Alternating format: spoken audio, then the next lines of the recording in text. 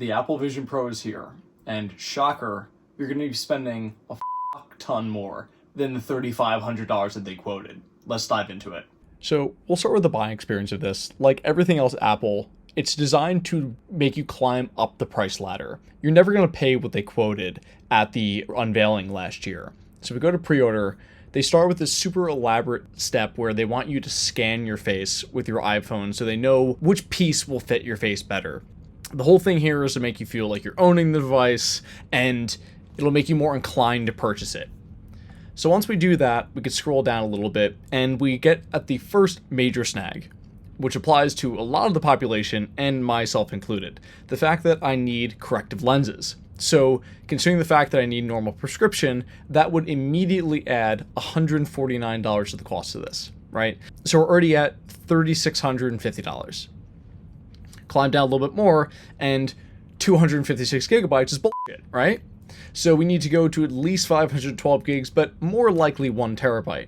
So that is another $400 on top of the price.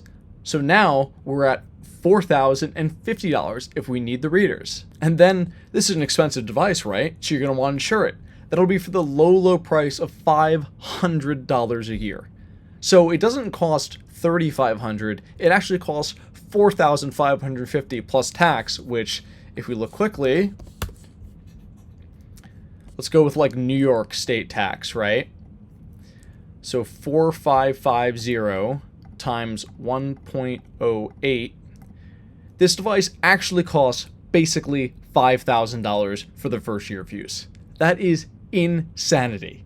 The biggest problem for me is this. This is going to be a super cool technology, but at the beginning there will be growing pains. This is very immature. There are very few applications that are going to be designed to utilize at the beginning. Spending $5,000 for that entry-level experience seems really shocking to me.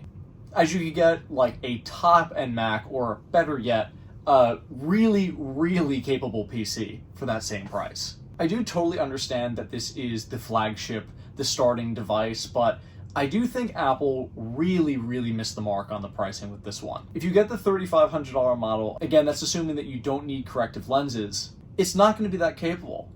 250 gigabytes is just not enough. That will go by so quickly, especially given the operating system space requirement and everything like that. Don't get me wrong, people will certainly buy this. I think the issue more boils down to the fact that this has been their highest barrier to entry out of any device they've ever released. At least for a more consumer-grade device.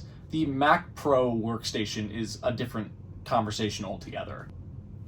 What do you all think, though? Do you think that this is just typical for Apple? Do you think it's going to work out in the end? A lot of people buy this?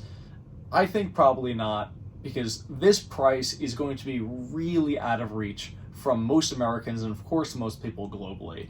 But like everything else, I know people said the same thing about AirPods and everything else, and they sold like crazy. So I guess we'll find out in a few weeks. If you did like this video though, please do like and subscribe.